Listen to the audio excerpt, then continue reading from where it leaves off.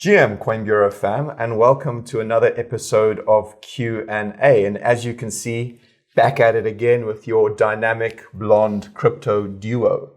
The duo that everyone didn't know they needed until bam. Here we are. We got a really exciting Q&A this week again. We do. Right? A lot of exciting questions and Yes. a surprise at the end, right? I do have a surprise for Nick and you guys at the end, which I can't give too much away. All I can say is if you did enjoy the Q&A a few weeks ago where we had the Guy song, we have something similar, a little longer, a little bit more creative production behind it. And I haven't seen it yet, so apparently it's going to be a big surprise for me. So you'll get in my full authentic reaction. Yes. So cool. Well, as you guys know, thanks again for sending in your questions. We've got a lot of exciting questions to get through today, including like Solana price predictions, top 3 AI picks, when Altseason. So, I think let's dive right in with the first question then, Jess, and you want to kick off? I would love to. Okay, so this is from Coinclusion, which is the digital gold narrative going to hurt Bitcoin in the future since miners need fees as rewards? What do you think? Yeah, I think it's definitely a good question. And this comes down to the fact that obviously, as you guys know, we have the Bitcoin 21 million limit where block rewards trend towards zero. And in about 100 or so, 120 years, you're going to get to a stage at which there'll be no more or very few Bitcoin mined, if anything. What this therefore means is that miners will need to be incentivized and earn their fees in terms of transaction fees, right? So people paying to move the Bitcoin that exists at that stage. The problem is, though, if you believe in the digital gold narrative where people will just hold Bitcoin for the purposes of storing it as a store of value, to not transact with it, to hold it and hodl it for life, then of course it's going to mean that Bitcoin is not being transacted on the network, which means that there's no fees being paid.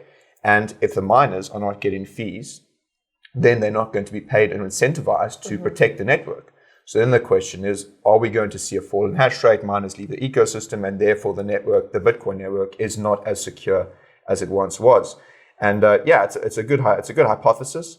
Of course, there are other questions at play in terms of like if mining efficiency improves considerably by that stage, then it could be more efficient to mine and transaction fees could be very low and they could be able to pay for it. Or people would be willing to pay a large transaction fee to move large amounts of Bitcoin if they're holding it in some sort of a reserve. I think the times when you potentially have, I don't know, if central banks hold Bitcoin as a reserve asset, they were more than willing to pay to move it because it's still probably cheaper to move than, for instance, gold as another reserve asset. So those are a few ideas around how it could work in the future. But more to the point, it's 120 years in the future. So we'll all be dead, short of any sort of longevity breakthroughs. I was about to say Vitalik's working on longevity. So who knows, guys? Maybe swap some of your ETH to live a little bit longer. Yeah, that's true. Yeah. So, I mean, it's not something that any of us will really have to worry about right now. Potentially all of our grandkids who inherit our Bitcoins. It's an interesting thought experiment for sure. I don't know if you have anything to add to that, or do you think like something we should worry about? Or I think this is also the use case behind Bitcoin as well. So you've said the argument of Bitcoin as a store of value, but then people are reminding, especially on social media at the moment, that Bitcoin was created as something that is set to be spent. So to actually keep using it in transactions, and I think to keep using and utilizing the ecosystem is a very important fundamental that people need to remember and also force themselves to do, rather than sell your Bitcoin and then spend the fiat, is to actually onboard new people onto the ecosystem and keep it circulating. 100%, yeah. And also the fact that there's a lot of exciting stuff being built on top of Bitcoin. So it's not necessarily for BRC ecosystem, for instance, L2s. It's not necessarily the concept that, you have to use the main chain for transacting value. The main chain could potentially become a settlement layer, which therefore means that, there's a lot more use cases for Bitcoin beyond just transacting and hold, as a transactional method. So yeah, it's a potentially a concern, but there's a lot of other things too that could make it less of a concern in the future. So yeah, good question. Next one is from Adzaz Manley. That's a tough username. I was like, I'm glad I've not got that username. It's a bit of a mouthful. Do you think we will see a big uptrend before the 17th of April online with BTC halving? Okay, so first of all, the halving is creeping up on us. We're 30 days roughly away from the halving. It's now, at the time of filming, 22nd of March. So it is creeping up fast and thin. I don't think most of us were expecting to see the uptrend that we have seen in the last month that we have seen already. So do I think we're going to see a big uptrend before the 17th of April? It's hard to say. I think there's a few fundamentals to keep in mind. There's a few kind of narratives. The first is the ETF inflows and outflows. So at the beginning of this week, we saw record outflows from Grayscale. We also saw the lowest amount of inflows from VanEck. They recorded $5.9 million. And Grayscale had the largest amount of outflows since the start of the launch of the ETF in January. I think if we do see a correction in price or a drawback, it is going to be down to some of the fear surrounding the inflows and outflows of spot Bitcoin ETFs. That being said, the counter argument is before the halving, this is a huge narrative. This is something that we'll be talking about a lot on the channel, but not just crypto channels, also traditional media outlets. It's a narrative that a lot of people can really get on board with and people can get talking about it. We have seen Bitcoin in the news recently because of the spot Bitcoin ETFs and also the price. As soon as the price is up, everyone wants to talk about Bitcoin again. So now that we have hit around the all-time high, surpassed it, and now also had a drawback, at the time of recording today, we're around $66,000 per Bitcoin. If we do see prices kind of move up a little bit, plus the halving, people want to talk about it. And that is something that I would see would attract new users and cause the price to increase on the back of that. So I wouldn't expect personally to see a huge uptrend pre-halving. I think that typically comes afterwards. However, I wouldn't be surprised if we did see a small rally because this is the kind of narrative that everyone can get on board with, everyone can understand and identify. And I had a little look at search volumes for BTC, and we're still a long way off the 2021 highs for the amount of people searching for Bitcoin in the news and Google searches. But compared to the ETF approval week, we are more than double that. And in my opinion, that's just down to the fact that the prices have bounced back in the way that they have. So it's a kind of combination of factors that means Bitcoin's back in the news. People are talking about it, which is going to attract new users and hopefully impact the price. Yeah, so that's true. So you think there'll be like a bit of a rally into the halving then in terms of like as this hype draws in? Okay. Yeah. Okay. Yeah, I mean, I tend to agree with that. I think the question of how much of a rally, look, there's this point around, okay, the halving generally is an event that is known, right? So everyone knows this time. It's going to, at least crypto natives or people who follow crypto in any sort of description, even more traditional financial institutions, right? Like TradFi giants, TradFi institutions, they know the halving is coming along. It's a date which we know. It's not like there's uncertainty. It's going to happen. The question, of course, is around the narrative that is created by it and whether there is going to be this large amount of hype created. Yes. Yeah. So that's because people understand the scarcity mindset. Exactly. So especially people that are looking to get in with a spot Bitcoin ETF. Oh, the halving's coming up, limited like supply. So should we get in at some point? Yeah, exactly. So it's and as more mainstream media picks up on it, more people hear about it, and then if the price does start increasing into the halving, price increases begets more coverage, which then leads to more price increases as more people come in. So it's this virtuous circle of pumping Bitcoin into the halving. So I do think it's definitely going to lead to an increase. Now, obviously, the extent of the rally depends on ETF flows, of course. Yes. Which should, if they are going to be strong ETF outflows because people are trying to take profits, then that could be a concern. But I don't think that, as I've said before, I don't think the people who buy in the ETFs right now are looking at it as some sort of, or at least the traditional financial institutions and the guys and the retail are looking at it as a short-term trade to get in and get out before the halving. So it could only lead to more excitement and hype. And now they have an opportunity to buy it through ETFs. It's a lot easier to get access to Bitcoin exposure. Yeah. And I would also just say, be realistic with your price predictions. There is a lot of people that create hype and buzz around this kind of time event. So I remember doing interviews in 2019 where the likes of Anthony Popliano was saying, okay, the 2020 halving, Bitcoin's going to be $500,000. Shock, it doesn't happen. So don't get confused between realistic price predictions based on previous price cycles and then the price predictions that you'll see on TradFi media, which will be purely just to kind of cause a little bit of hype and speculations that are so outlandish that you think, what if I could buy 3 houses with the price of 1 Bitcoin? Keep yourself leveled, guys. Don't get clouded by the hype. Be realistic. Yes. Okay, our Bosa has asked, should we be looking at any coins from previous cycles that have not performed well yet in the last months? Yeah, that's a good question. Well, I mean, I guess the question you've got to ask yourself is, why haven't they performed well in the past 3 months? Yeah. I get it. Okay, that's this coin that's been around for quite some time. It hasn't moved, and there's all these other new projects launching that are going crazy. Surely it should pick up. And then you also see some other project, for instance, from previous cycle that's done a massive rally, and you think to yourself, okay, well, I mean, this must mean because this project that hasn't moved at all must be having, could be primed for a rally of some description. And I don't think that's a good way of looking at it, because generally there's a reason, right? And there can be many reasons. One of them is the project is, slow rugged or almost dead, right? Like there's no development going on. There's no new roadmaps. The team has slow rugged, and the narrative is not exciting. Yes. So, and also, there's also previous examples of this. I remember in the 2017 cycle, there were some projects that were just going crazy, right? So IOTA, crazy, massive all-time highs. Like everyone was going crazy for IOTA. I know you got a story about IOTA, and then there was also like projects in the RWA space. Not RWA, like they were called security tokens at that stage. 2017 cycle went absolutely crazy, and then came the 2020 cycle. Nowhere. Same as Litecoin. Litecoin 2017 popped off. It was, I think, highs of $300, and then 2021, similar $300, but now it's $85.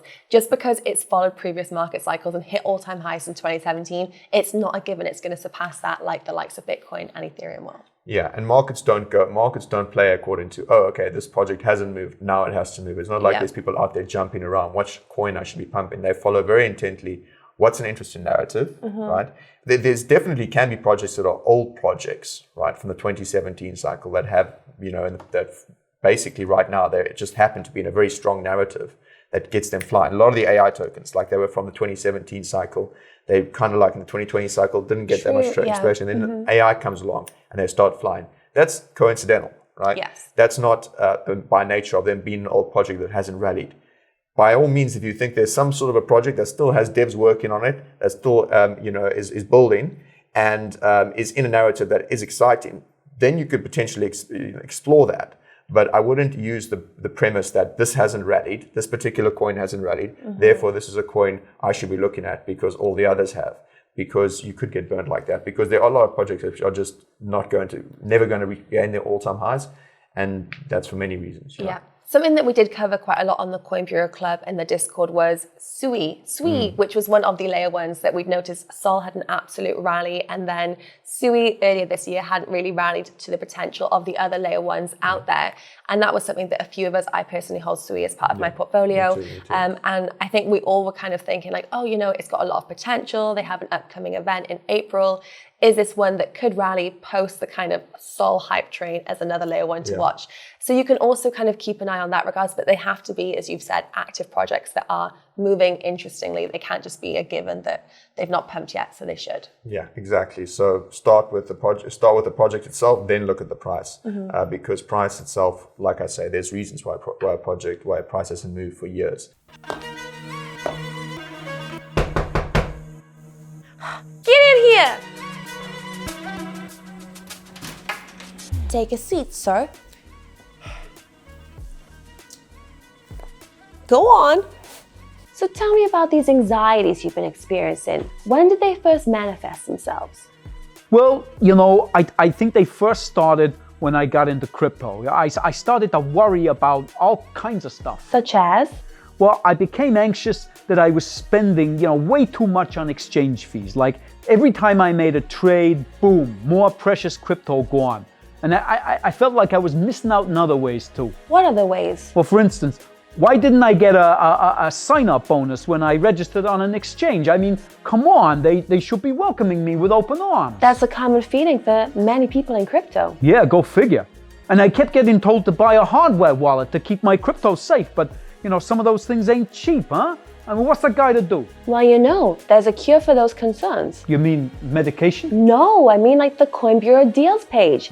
It is trading fee discounts on top crypto exchanges. It offers sign-up bonuses of up to $60,000, and it has discounts on the best hardware wallets too. You mean I just go to the Coin Bureau deals page and I'm cured? Yeah, absolutely. Just head down using the link down below. Okay, I'm on my way. Oh. Cool. So on to the next question. And this is from Alex Raducanu. And he asks, is Solana going to $1,000? Is Solana going to go to the moon? Is it going to Iraq? Is it going to Iraq? Okay, so you don't hold Solana as part of your portfolio. I don't, unfortunately. I didn't realize this. I was surprised. So I hold Sol as part of my personal portfolio, just as a kind of transparency, and you'll see my full portfolio in the club, but I hold ETH, and then Sol is around 50% of my ETH holdings. So But I actually had a change of heart a little bit this week, and I'm thinking of doing a little bit of a readjustment, and I'm gonna run you through why. Okay. So I had a little listen to Vitalik Buterin's interview on ETH Taipei recently, and he was talking about some of the roadmap objectives for Ethereum, and he was saying, in the next 5 years, we want to make it cheaper to use, and also we want to make it easier UX and UI. And I'm kind of thinking, as people that are coming into the ecosystem in 2024, Solana already has those things. They already have a super friendly UX and UI. Like their marketing, branding, partnerships, they're sick. They're like very understandable. And then also you've got the fact that with Firedancer coming out soon, it's going to be easier transactions per second. It's going to be more scalable, less outages. So I thought that was an interesting narrative and mindset to put yourself into. I think we've been in crypto a long time, so you have a loyalty to ETH. ETH has a huge ecosystem. You cannot compare the two in that regard. But however, for people that are looking to come into the space and you're educating yourself on, some of the projects within the Sol ecosystem, it does seem a little bit more competitive in this year. Price predictions, I really hate giving price predictions. That's risky. That's landmines. It's a risky bit. I don't see Sol going to $1,000 personally, but I am. Wait a second, what sort of time frame? Because they didn't give a time frame here. In this cycle, you don't think it's going to 1,000? I just hate price predictions, guys, because I'm always so wrong. Will it definitely reach 1,000? Could the Sol ecosystem 5x? Let's answer it that way. Yeah. Yes, absolutely. I'm not going to say is Sol going to go to 5, but right now, could Sol 5x with its ecosystem? Yes, 100%. Sure. So Austin Federa, who's the head of strategy at Solana, was on CNBC on the 20th of March, and he was given a run through of some of the things they're working on. And he was saying the roadmap for Solana right now, consumer adoption is competing with mobile phones and social media. Yeah. He's not talking about competing with other blockchains. He's going for the big guns.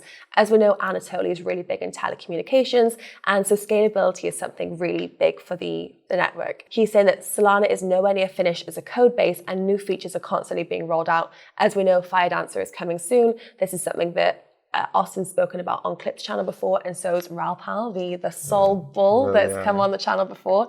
Also this week, Solana hit its highest daily active users and also an all-time high in search volumes. So more people are searching for Solana this market cycle than they are for Bitcoin, which is pretty interesting. And what other fun facts do I have for you guys? So he's regarded actually that there's a lack of retail users this market cycle. So Austin was saying, compared to 2021, he's getting less big name company brands, kind of celebrities coming on board looking to work with Sol. So he's saying from that side of things, they're not at 2021 peak yet. However, the search interest, transaction volumes, users, that's all higher than before.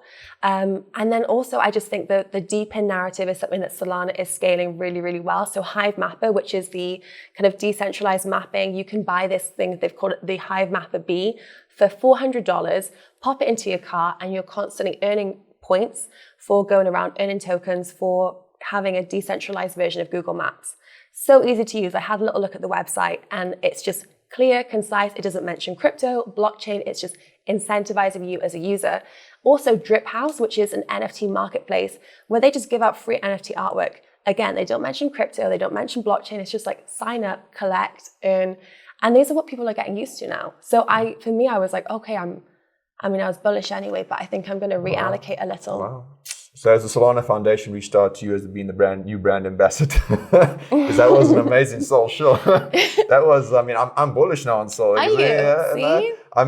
Well done. No, look, I agree with a lot of the points you said around UX. I think Solana ecosystem's growing massively. Mm-hmm. And, I recall that I had an interview with the K33D finalist, and he was very bullish on Sol as well. And the whole point around it is the UX, right? Yes. And there's a lot of people in crypto right now, if you speak to the normies who've just come in, they don't really know about the MetaMask wallet. They just go straight to Phantom because Sol is the most user-friendly ecosystem in terms of UX from fees perspective. So in terms of price, I know price predictions are a bit tricky sometimes, but I'll lean on some other, analysis that's been done and just say, for instance, definitely $1,000 within the, it will definitely reach $1,000. In terms of the time frame, they remember that in October last year, there was a Van Eck report where they kind of had that very wide range for Solana price predictions. So by 2030, which is a long time. So they said between 9 and 3,200 or something like that, which is wide. It's kind of the confidence interval, or so $9, which is below. This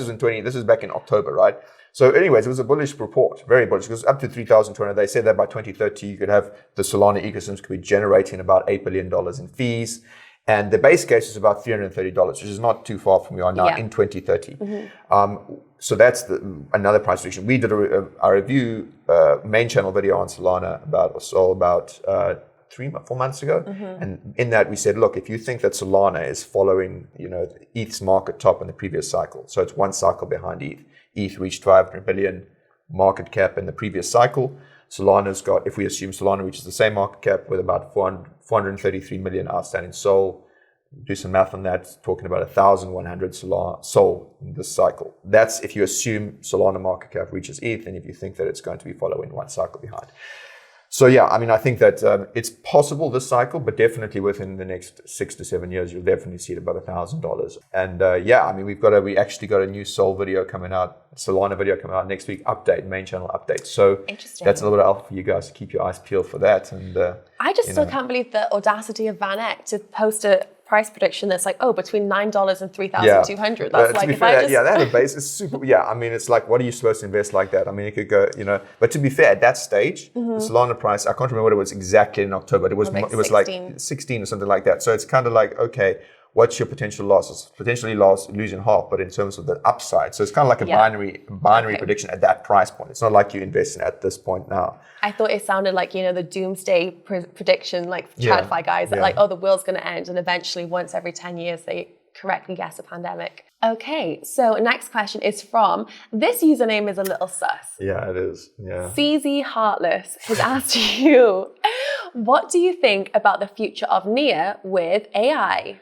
Yeah, or is he trying to say that CZ's heartless, or what is he? Or is it like a CZ alt account? Or it could be like the Kanye West song "Heartless," which is one of my favorite Kanye songs. Cool. Yeah.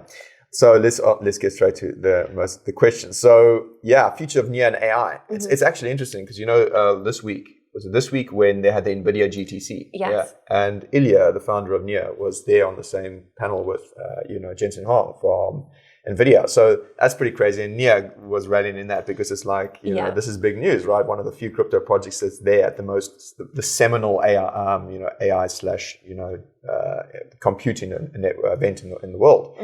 And it's actually quite interesting because the history of Nia, it's actually AI in the sense that Nia was originally envisioned to be an AI project with using autonomous AI agents. And they were trying to think about how they'd pay a lot of people who contributing in terms of an open source way to these AI agents. And the whole name, in fact, Nia came from Nia AI, so Nia AGI. Oh, okay. Yeah. And then they realized it's actually quite hard to make micropayments in fiat. So then that's kind of like the story about how they got into crypto. But Ilya actually is a very like he was one of the first creators, and this is something you shared in the Coin Bureau Discord. Yeah. About Ilya's back. I mean, you want to let people know, like, Ilya basically was one of the authors of a very important paper in AI, right? So there was this paper that came out. There was a range of Google scientists in 2016 that had collaborated on this paper called the Google Transformative AI paper, and Ilya was one of the first 3 of 8 co-authors. And the paper created this architecture and discovered this architecture that really now the people from OpenAI have come out and said they don't think Google realized how significant this was in shaping the world of AI as we know it today. So products like ChatGPT, DALL-E, and also Midjourney, all the things that store data and also help with AI compute have been underpinned from this one specific paper. And they've gone on to say this paper has been famous in the world of AI. They didn't realize how big it was going to be. So Sam Altman said when the paper came out that Ilya was one of the authors of, he doesn't think anyone at Google realized actually what it meant. And the reason that Google didn't really act on it was, I guess, because, such a large company, it's hard for them to integrate and move forward. But the wireless article, which I think we can link to down below because I think everyone should dive into it. It was really, really interesting. But the wireless article has said that had Google been less cautious, ChatGPT could have been emerged by Google as early as 2018, and ChatGPT 3 or 3.5 could have come by 2019 or 2020. And 7 of the 8 authors from this report have now gone on to create their own companies. The final one is now with OpenAI as a lead AI scientist. And 5 of those have companies which have achieved over $2 billion billion valuation. And the world's leading AI scientists emphasize that without this one specific paper, he doesn't think he would be here now. And he doesn't work for Google. He's just a leading scientist in AI. So I didn't realize the full extent of the role Ilya has played in molding the AI space until reading that article. And when I read it, I was like, oh my goodness. I had Nia as a watch list item for a while, but I didn't hold any Nia. And now I'm thinking of stacking up some bags. You're the Nia crew, you know. Do you hold Nia? I do hold Nia, yeah. I've held it for quite some time. I picked it up like last year. I remember saying it was a really interesting L1 to look into. And the tech is fascinating. Look, it's got dynamic resharding, right? It's got this near D8 data availability, which is a lot cheaper than on Ethereum right now. And I still think it's undervalued from the perspective of network, potential network upside in terms of demand, right? In terms of how easy it is to and scalable Nia is. But the one thing that Nia, and we've mentioned this because we did do a Nia video more recently, about a month or two ago. And we've also got we've recently updated our Nia full article on coinbureau.com, which I'll link to below as well. Nia full? You should have called it Nia far. No, I'm just saying Nia far in terms of like. Oh, because then it would have been like Nia far. That would have been a good idea, actually. Yeah, good title then. Yeah. But no, I think that it's definitely Nia. The one thing that Nia has struggled with in terms of like, compared to the other L1s, not struggle with per se, but like why it hasn't rallied as much as something like Solana or some of the stuff is narrative. So people could have thought, okay, look, Abe actually got gaming, Solana, you've obviously got like DeFi and all the stuff that's going on with meme coins now. Nia, it was the narrative shift. And now, of course, AI. So if it can be able to capture the AI narrative, which it is the most well-positioned to do. I mean, it's not like these other AI projects that started in 2017 or trying to jump on the AI train. These guys, authored the paper. Yeah. So basically, I think Nia has got a lot of potential within the AI hype and within the AI narrative. But not just that. It's not just about narratives. Like the project's really fascinating from a tech perspective. And it's definitely one to think about, consider putting on your watch list. Check out those videos in the entire article to get a full rundown. Next question is from Chavali. And he asks, when will altcoin season start? When Altseason? Just when Altseason? Well, I would have said that we're already in, to a certain extent, an Altseason. I mean, I'm looking at some of the top gainers and it's like 10% up on the day. Like some of the... Yeah, exactly, yeah. Maybe we can start with, because you had an interview recently with K33. Yeah, K33, yeah. So basically, I guess the question of when Altseason is, one should really start and ask yourself, what is an Altseason? Like, there's no technical definition, like what is an Altseason? It's just people have a feel it's Altseason. And the feel is around a lot of things like sentiment, people going crazy, search volume up, social metrics through the roof. People like altcoins, like L1s from the old time are going up 10x or more. But there isn't like a defined metric. But I think what we can generally coalesce around in terms of Altseason. Obviously, there's been some alts now that are definitely rated according to in relation to Bitcoin, are much higher, and they're higher to Bitcoin, Solana, and some of these other L1s. Some of the new projects are going crazy. But in terms of, you were to look at historical Altseasons, it's generally understood to be when people are, rotating out of Bitcoin. The first point of rotation out of Bitcoin is into the likes of Ethereum, because that's the first altcoin outside of, that's the highest market cap altcoin. But BTC pair has been falling. So that's not necessarily a sign the Altseason is here yet. Another thing, of course, is the fact that Bitcoin dominance has still been going up, right? And Bitcoin dominance is a measure of Bitcoin in relation to all altcoin market caps, so the broad spectrum of altcoins. So from that perspective, I don't think we're in Altseason yet. But then this begs the question of, when is it coming and how big of an Altseason will it be? In terms of if you do the generally accepted terms and definitions of what an Altseason is.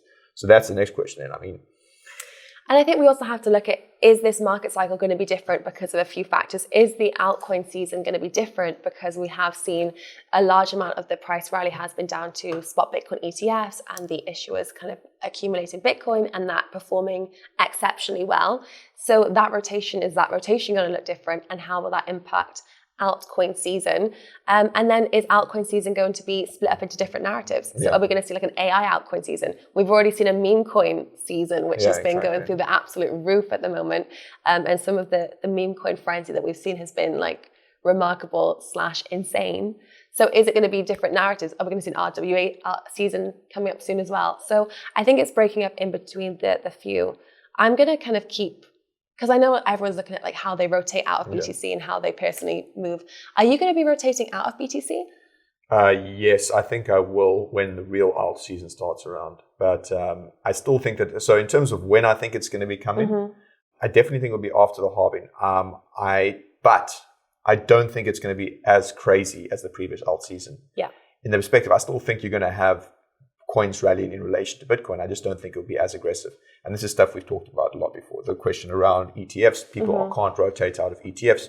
Firstly, because they practically can't. You're not holding Bitcoin, you're holding a share. And secondly, because they're not the kind of investors who we wanted to invest in altcoins. And secondly, if you look at the previous altcoin season, which is 2020, 2021, 2021 and 2020, was the stimmy money. Yes. And a lot of people locked down. There was a lot more disposable income. People could throw money at altcoins. And also was the time of meme stocks, AMC, GameStop. Altcoins fell into that bucket as well. Whereas now, cost of living stuff, the general retail, it's difficult. So will they have enough disposable income to just throw into altcoins and things like that? So I think it's going to be coming after the halving. I think there will be a rotation into ETH. I don't think that it's going to be as crazy as previous alt seasons. Yeah. And there is also more of a narrative now of people accumulating their Bitcoin. So Michael Saylor has over 1% of the total supply of Bitcoin now. So do all of the spot Bitcoin ETF issuers. So I think some people are also keen to hold on to their Bitcoin and maybe not risk losing their BTC back, which I also totally understand. Yeah, no, exactly. So if you guys want a more in-depth analysis of when Altseason, well, a little bit more alpha for you as well. Another video next week will be coming out that looks into this. So yeah, look out, keep your eyes peeled for that. Okay, next up we have Gianzi.eth. Do you stake your crypto? And if so, how and where? Yeah, I do stake some of my crypto. So obviously you guys know I hold Injective, INJ, and I stake that across numerous different validators. Split it across at least 5 or 6 different validators. Obviously, main point there being you want to diversify risk. You don't want to have too much in one validator because there's too much risk in one particular validator going down, hitting slashing, that kind of stuff. In terms of what I look at when I'm looking at these validators, I'm more inclined to go and pay more in terms of fees for a validator that's got a better track record, right? Because I'm worried about slashing, this kind of stuff, especially the case you've got large bags and large allocations you don't want to get slashed and take the risk with. And yeah, I think it's also important to diversify in general across validators. I mean, from an idealistic standpoint, because therefore there's less concentration risk in any particular validator from staking power. I think that other things you could, in terms of good validators, I don't know, in this Cosmos ecosystem, there's quite a few. There's big well-known names. There's also a friend of the channel, CryptoCito. He runs StakeCito. It's a big validator on Cosmos, and they've expanded to numerous other chains. And that's my strategy for staking. And then one more thing you can do if you have a really big stack or if you're really concerned is validator insurance. So some staking providers provide validator insurance. I didn't know that. Slashing insurance, yeah. Interesting. Yeah, so just pay a bit more premium to be insured in case of any sort of slashing events. Yeah. So sounds good. As a new INJ ninja, you need to let me know which validators to use. I'll give you the alpha on that. Do you because you used to hold Cosmos, or do you still? I still hold Cosmos. I was staking my Cosmos for a little bit, and I mostly stake on kind of like hot wallets. So I'm not a particularly avid kind of staker on different validators. However, I have been slightly converted by a new project that we have heard of that is coming out soon called Babylon that offers BTC staking. And that's something that we had the co-founder of Babylon called David C., who's a Stanford professor of engineering. He came on the Coin Bureau Discord for an AMA a few days ago, and that converted me into looking to possibly staking my Bitcoin in a kind of an interesting manner. So you can stake your coins on POS systems and earn rewards built on the Cosmos SDK and secures the protocol. And you listened to the AMA too. What did you think? Yeah, he's a very smart guy. I'm very excited about it. I think that this whole idea of being able to unlock so much, billions and billions of wealth being stored as digital gold. Come back to this question of digital gold, right? Yeah. Why not be able to utilize that in a way to secure and validate other chains, right? And the Bitcoin is the most secure chain, right? So it's unlocking that value and that potential. And it was really good. It was really good AMA. And if you guys want to hear it, obviously just go and join the Coin Bureau Discord. I'll leave a link. We'll leave a link to the sign up below, and it's been recorded, so it'll be there as well. It was a really good conversation. They just seem like super switched on guys. So Vanek had cited out that Babylon, but also Bitcoin staking was one of the narratives to watch for 2024. And the co-founder, who David C. had shouted out and used Robin Lingus, who's one of the Bitcoin devs. They'd kind of helped and worked with scaling the Babylon concept. So it just seems like something that makes a lot of sense. It's a gap in the industry that you didn't really acknowledge was there until they've come up to you with a solution. And I'm definitely going to be keeping an eye on it as it rolls out. Cool. Keep your eyes peeled for that, guys. Okay, next question. This is from Kedia Ankit, and they ask, top 3 AI coins to buy right now. This is a good one. So I have 3 that are kind of watch list or previously bought. However, I acknowledge that I have slept on AI tokens more so than I should have. I was listening to Vitalik's interview from ETH Taipei this morning, and he was saying, AI narratives is really one to watch. He's looking at concrete applications that really make sense, and he's looking at AI for prediction markets and micro scaling of solving AI into wallets to assisting users with on-chain environments. So he's looking at AI as something that is one to watch. Don't sleep on it, don't miss. And I mean, the past few weeks, we've seen AI tokens absolutely rally, and I did not have any in my bag at that moment, and I was kicking myself a little bit. So I think it's definitely something that I'm going to look into, diving more into some different AI tokens. We've mentioned Near. Near is top of the list for me at the moment. Near, if I'm going to accumulate some more, Near is going to be the first and foremost, just because, again, really impressed with Ilya. And if they're ever looking to scale and expand, I think he's got the capabilities, the mindset, and the network to do so. We also had Singularity Net, which is one of the longest standing AI projects on the Coin Bureau Discord on Sunday evening, and you can listen to the AMA.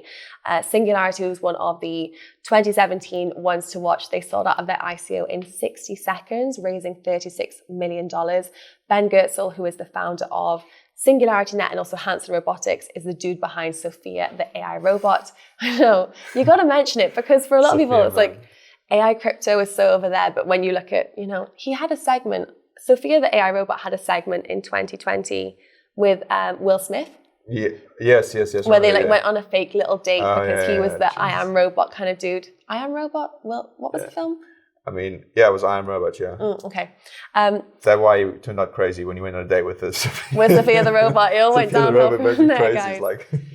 So Singularity DAO is one that I think is interesting because it has a much smaller market cap. Marcelo, who was the co-founder of Singularity Net, is now focusing his time and efforts onto Singularity DAO. And they have some interesting updates. So if you hold SDAO, you get allocation in different launches, you get fee distribution vaults, and you can stake and become a DAO member. The Launchpad is rolling out different projects within the ecosystem. Also, they kind of gave us the heads up on the Coin Bureau Discord, and you guys should listen to it if you have the time, that the Launchpad's coming soon with one integration on one pretty impressive platform. And we can't say what, it's not announced yet, but he gives a little bit more allusion into what is coming soon for Singularity Net and Singularity DAO. I also was holding Open Fabric AI for what felt like a very long time, which is a kind of L1 crypto AI marketplace. Sold it about 2 weeks before it 4x'd. Paper hands. I know, it happens, guys. But they also have quite a lot of crypto-focused VCs, Gate.io Labs, Contingent Vendors, Autonomy Capital, Zeros Capital. They've also got some interesting backing, and they're rolling out some nice integrations too. So I do have a few. I also acknowledge that I want to bulk out my AI watch list. Wow, so that's a lot of alpha in there. Well, I need to take a look into some of those. Sprinkle it all over. Making it rain, guys. Drop in that alpha all over. Salt. Alpha just like cool. Sorry, just one thing to add. So Marcelo during this AMA was he's a very charming, friendly Italian, visionary AI mind. And then someone asked him in the comments, great questions, by the way, for everyone that submitted. There was one centralized AI project founder that had tweeted out saying Singularity Net hasn't done anything in the last kind of 3 years. What's been going on?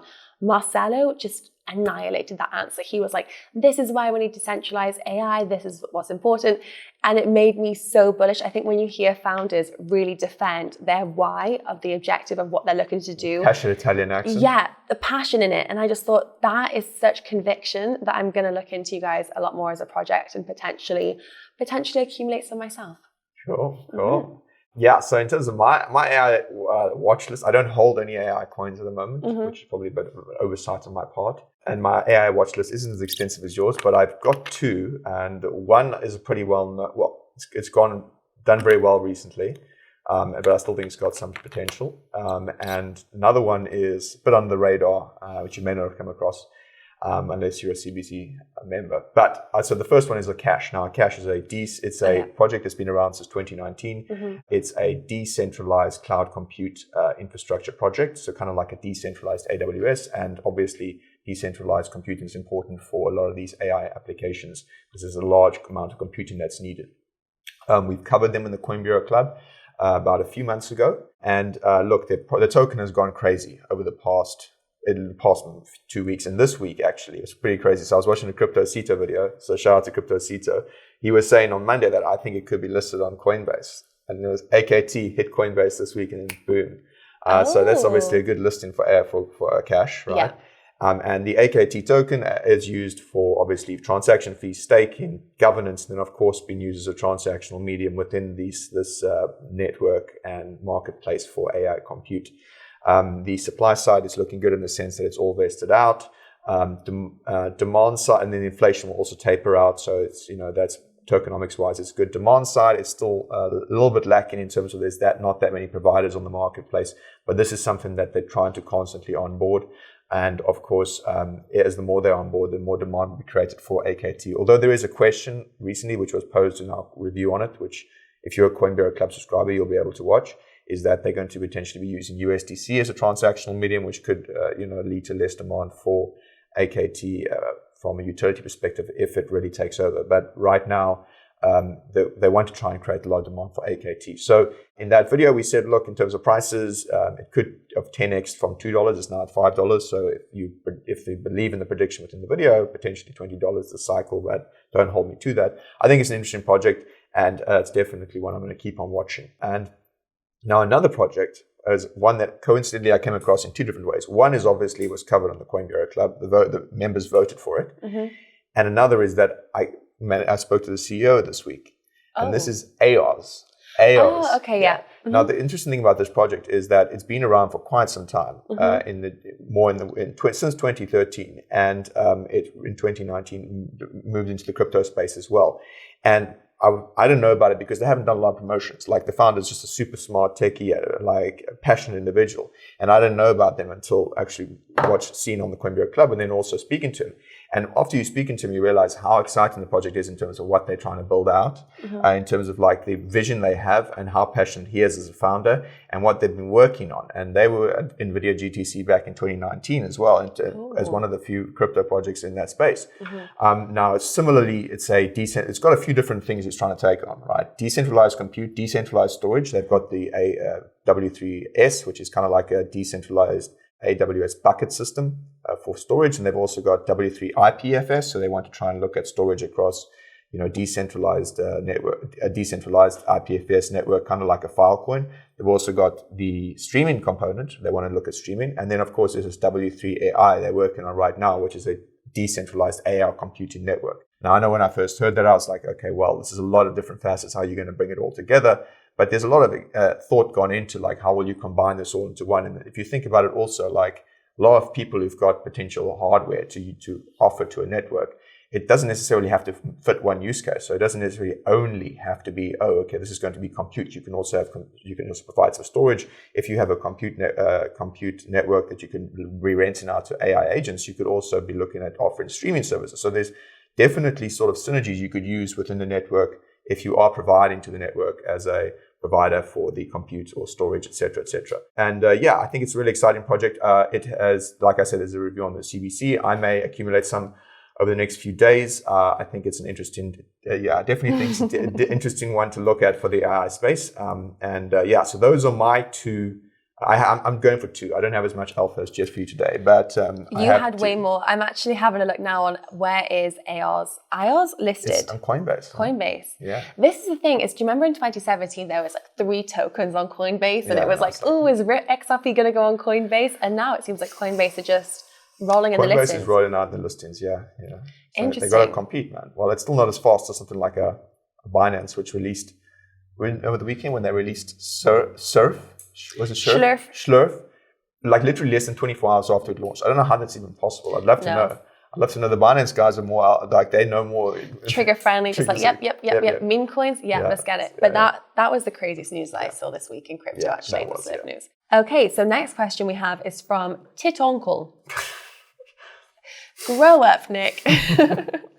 What do you think about PYTH vesting? As in 81 days, there is a massive unlock. Tit uncle in a vest. Tit vest. Sorry, my immature mind here. It's a big concern. Obviously, it's been a concern for quite some time. We'd mentioned it in reviews. We've mentioned it in previous Q&As and stuff like that. It's a large unlock. It's about $2.1 billion. 2.1 billion PYTH that's been unlocked, which is, currently that's 21.3% of the outstanding supply. Are you taking the PYTH? Yeah. Sorry, I had to get it in there. It's a PYTH, mate.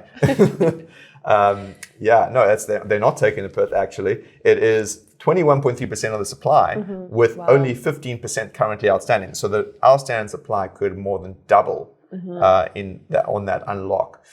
So it's obviously a concern because obviously unlocks when there's large supply in the market are some of the early investors and people who wanted to potentially see their gains have been locked up for so long. Are they going to immediately hit the sell? Because PYTH has done a crazy rally. PYTH has done incredibly well. You hold PYTH, right? I hold PYTH, yeah. So it is a concern. The question then comes down to, are they going to necessarily sell immediately? I mean, obviously these people, if you think about there's lots of potential in PYTH network itself, like they may think, okay, I'll keep on holding it. So they may not necessarily sell. I do think, though, one thing that we'd like to see potentially, and I know there's been rumors and talk about this, is to create utility demand for PYTH token within the PYTH network beyond just governance. Yeah. So it's not so that will create demand to utilize PYTH, which will then potentially counteract any sort of sell pressure. So this could be utilizing it for something like fees or other kinds of stuff within the PYTH network. I know there's been talk about potential PIPs, so PYTH improvement proposals that could do this and create that demand. So that's something else to look out for. But I would keep your eyes peeled. 20th of May. Yeah. That is a massive unlock, isn't it? Yeah. I didn't realize until you gave the context just how significant that would be. It's a big cliff, big cliff. So keep it on the radar, and also keep following and seeing what's up with PYTH in terms of their proposals, right? Because if they do create a new demand mechanism for PYTH, then this could counteract some of that. Do you hold PYTH? I don't. I sold, unfortunately. I sold a lot of the rally that I missed out on because I needed some fiat liquidity. I missed out there. I did paper hand that bad boy. But to be honest, I was forced to. It wasn't an intentional decision. I was like, PYTH has done quite well for me over the past. Let me try and sell out to that, and then damn. So that's it. I appreciate you admitting paper hands there because I get called paper hands in the office probably 3 times a week. So it's nice to know that that's correct across the board. Inverse jest. Yeah. Not financial advice. So what we have? Is this my question? Yeah, I think one more question. Sorry, this is from a chap called Nick Crypto. What a great username. He must work in crypto, right? He must work in crypto. Yeah, and he's asking, Ton is going crazy. Over 100% in less than a month.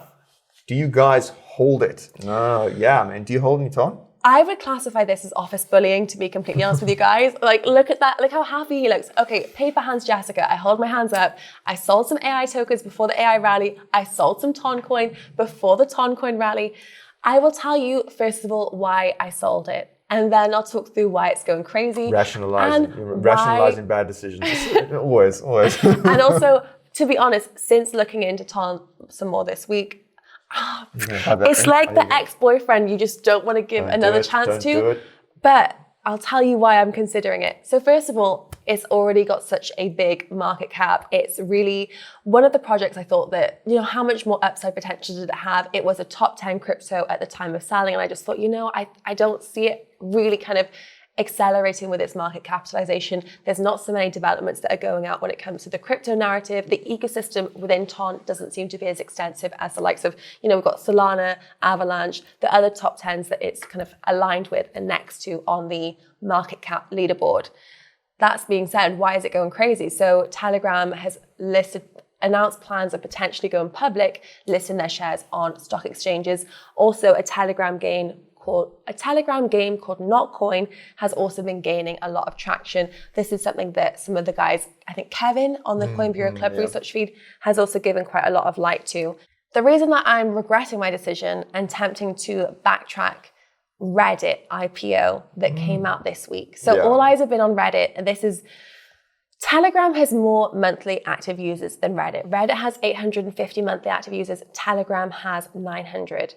The Reddit IPO went live this week. It was up 48% on the first day of trading. It peaked to shares being up 70% during the first day of trading.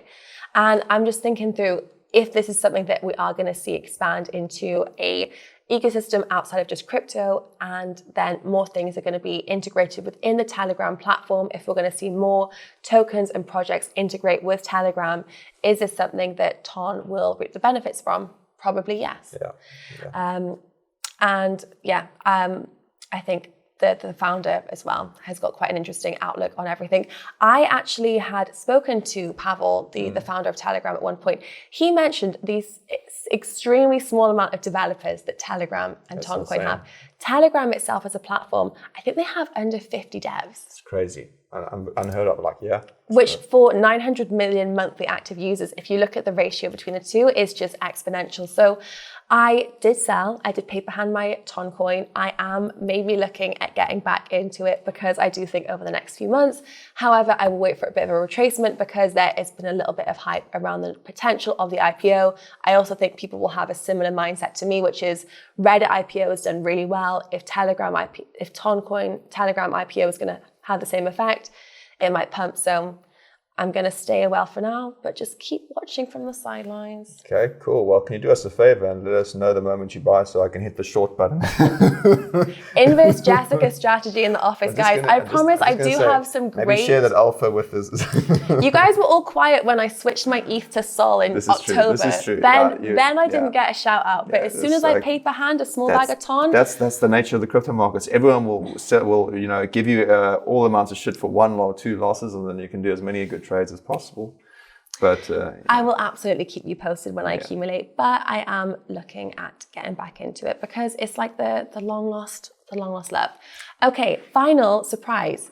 This is the surprise we've all been waiting for. Okay, just to clarify, before we get into it, whatever I do show you now on my laptop, can you promise that it's not going to result in a disciplinary or me getting put on the employee naughty step?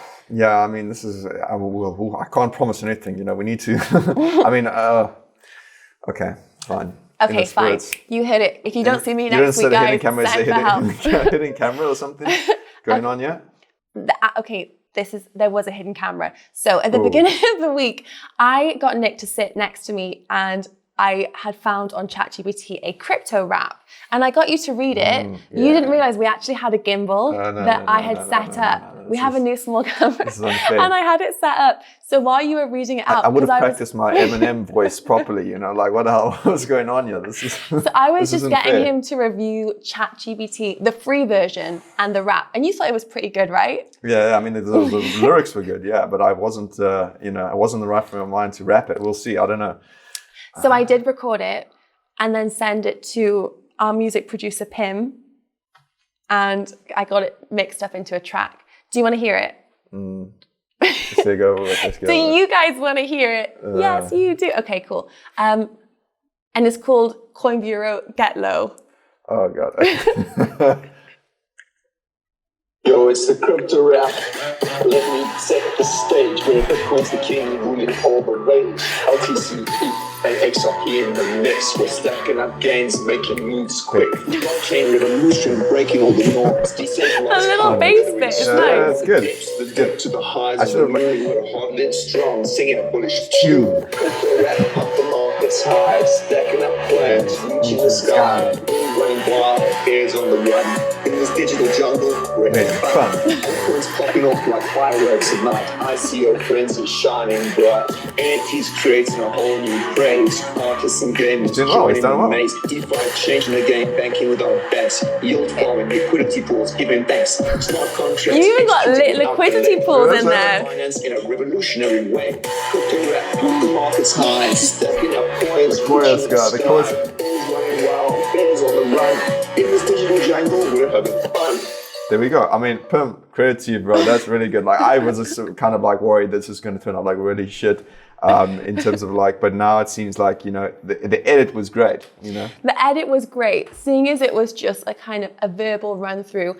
ChatGPT came through with the free version of a rap. It was pretty extensive. So does this mean in a bear market I could also moonlight as a crypto rapper? Yeah, I think we can have a whole Coin Bureau album. Yeah. I was kind of making the joke that Dan, our head of research, who is this absolute gigabrain, if we had like a Dan track, it would be like 27-minute long freestyle. Yeah. Wow. Okay. Yeah. No, that would be the alpha. That would be the alpha track. That would be real the alpha track. That would be it, man. Yeah. So I apologize for, using your voice for the track, but I think we just needed it. I think it's cool though. But if you are going to sell that, I want my royalties. You know. Okay. Yeah. I'll give you that is proprietary material. 3%. Invert that maybe. Cool. So I hope you guys enjoyed the rap, guys. Yeah, thanks a lot. It was interesting. So yeah, Pim's going to become. We should hire him in-house to just be our music producer and produce all of this, right? We need a full-time. Yeah. So yeah, thanks a lot, Pim, and thanks again, guys. I mean, obviously the questions were great, and we love answering them. Of course, you know what you need to do if you want to ask us in the future. You just got to follow our Instagram, which will be linked to down below, and then every week just submit those questions. We try and go through as many of them as possible. Sometimes we don't get to them. We'll come back to them. It's all good. But this has been fun. Thanks a lot, cheers. Thanks, Do guys. it again soon. And guys, enjoy the rest of your week. And remember, choose rich.